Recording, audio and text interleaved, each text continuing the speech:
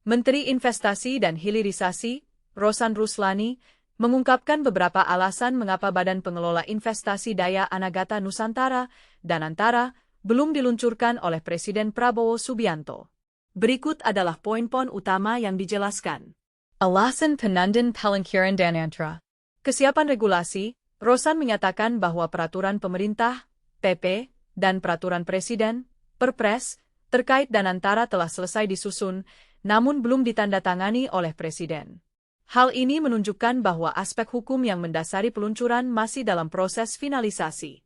Persiapan internal, pimpinan BP Danantara sedang mempersiapkan segala sesuatunya agar peluncuran dapat dilakukan dengan rapi dan efektif. Mereka menunggu instruksi dari Presiden Prabowo setelah kembali dari kunjungan luar negeri. Kunjungan luar negeri Prabowo.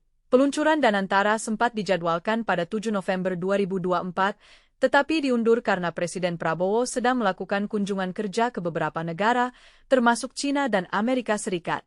Kunjungan ini berlangsung dari 8 hingga 24 November. Pesan Prabowo, sebelum peluncuran, Prabowo mengingatkan pentingnya kehati-hatian dalam penyusunan regulasi untuk memastikan bahwa badan ini dapat berfungsi sesuai dengan visi dan misi pemerintah dalam meningkatkan investasi di Indonesia. Harapan ke depan. Rosan menegaskan bahwa setelah semua persiapan selesai dan regulasi ditandatangani, BP Danantara siap untuk segera melaksanakan program-program yang telah direncanakan. Dana kelolaan awal yang diperkirakan mencapai 600 miliar dolar Amerika menunjukkan potensi besar yang dimiliki badan ini dalam mendukung investasi di tanah air. Sebelum peluncuran Badan Pengelola Investasi Daya Anagata Nusantara, Danantara, berbagai persiapan telah dilakukan oleh BP Danantara. Berikut adalah rincian persiapan yang telah dilakukan.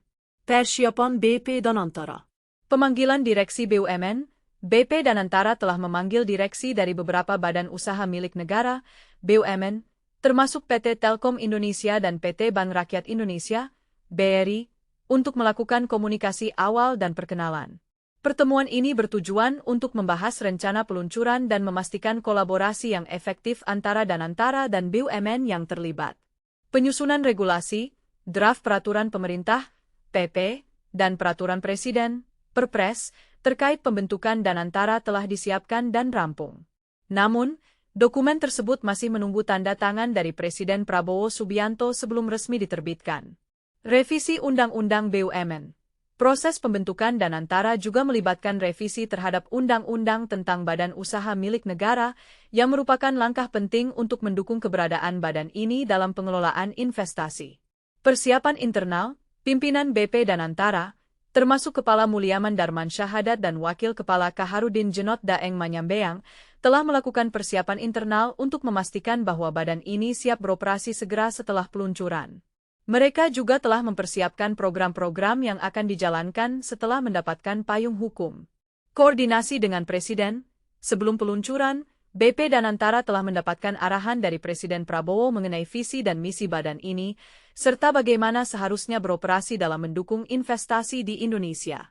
Dengan semua persiapan ini, BP Danantara berharap dapat segera meluncurkan operasionalnya setelah semua regulasi resmi ditandatangani oleh Presiden. Penundaan peluncuran Badan Pengelola Investasi Daya Anagata Nusantara, BP Danantara, berpotensi memberikan dampak signifikan terhadap rencana investasi di Indonesia. Berikut adalah beberapa dampak yang mungkin terjadi. Dampak penundaan peluncuran BP Danantara. Ketidakpastian investasi. Penundaan ini dapat menciptakan ketidakpastian di kalangan investor, baik domestik maupun asing.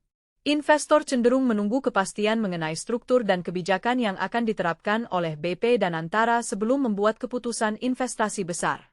Hal ini dapat menghambat arus masuk investasi baru yang sangat dibutuhkan untuk pertumbuhan ekonomi.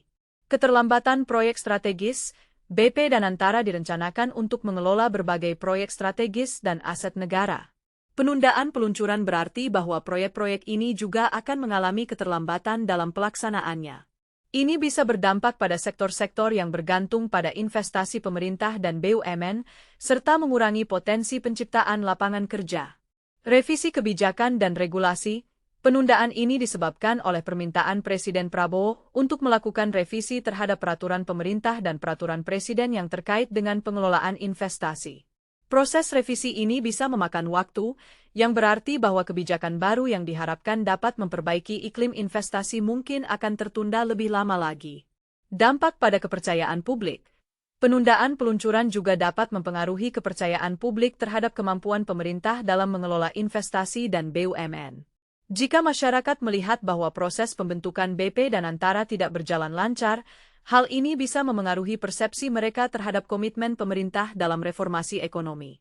Kesempatan untuk persiapan yang lebih baik. Di sisi lain, penundaan ini memberikan kesempatan bagi BP Danantara untuk melakukan persiapan yang lebih matang. Dengan waktu tambahan, mereka dapat memastikan bahwa semua aspek regulasi dan operasional siap sebelum peluncuran resmi, sehingga diharapkan dapat menjalankan tugasnya dengan lebih efektif setelah diluncurkan. Secara keseluruhan, penundaan peluncuran BP Danantara membawa tantangan dan peluang. Meskipun ada risiko terkait ketidakpastian dan keterlambatan proyek, ada juga potensi untuk mempersiapkan badan ini agar lebih siap menghadapi tanggung jawab besar dalam pengelolaan investasi di Indonesia. Badan Pengelola Investasi Daya Anagata Nusantara, BP Danantara, memiliki peran penting dalam mendukung visi dan misi Presiden Prabowo Subianto, terutama dalam hal penguatan investasi di Indonesia. Berikut adalah beberapa aspek peran BP Danantara dalam konteks tersebut. Peran BP Danantara dalam mendukung visi dan misi Prabowo. Pengelolaan investasi yang terpadu. BP Danantara dirancang untuk menjadi lembaga pengelola investasi yang efisien dan terpadu, mengelola aset-aset negara dan BUMN. Dengan demikian, badan ini diharapkan dapat mengoptimalkan penggunaan sumber daya untuk mendukung pertumbuhan ekonomi nasional, sejalan dengan visi Prabowo untuk memperkuat ketahanan ekonomi Indonesia. Dukungan terhadap proyek strategis. BP Danantara akan menaungi 7 BUMN besar yang memiliki aset signifikan, seperti PT Bank Mandiri dan PT Pertamina. Dengan pengelolaan yang lebih baik, badan ini dapat mempercepat pelaksanaan proyek-proyek strategis yang mendukung ketahanan pangan, energi, dan hilirisasi. Ini sejalan dengan misi Prabowo untuk meningkatkan kemandirian ekonomi melalui investasi di sektor-sektor vital. Peningkatan arus investasi.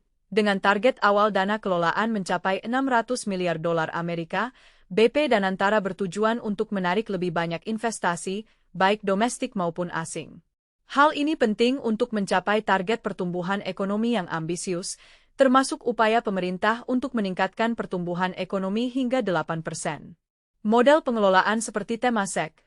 BP Danantara diharapkan dapat mencontoh model pengelolaan investasi seperti Temasek di Singapura, yang dikenal berhasil dalam mengelola aset negara secara profesional dan transparan. Ini mencerminkan komitmen Prabowo untuk menciptakan tata kelola investasi yang baik dan berkelanjutan. Kesiapan dalam menghadapi tantangan ekonomi. Melalui pengelolaan investasi yang lebih terstruktur, BP Danantara akan membantu pemerintah dalam menghadapi tantangan ekonomi global dan domestik. Ini termasuk peningkatan daya saing Indonesia di pasar internasional serta penanganan isu-isu sosial ekonomi. Dengan demikian, BP Danantara berperan sebagai instrumen kunci dalam mewujudkan visi dan misi Presiden Prabowo Subianto dengan fokus pada penguatan investasi dan pengelolaan sumber daya negara secara efisien.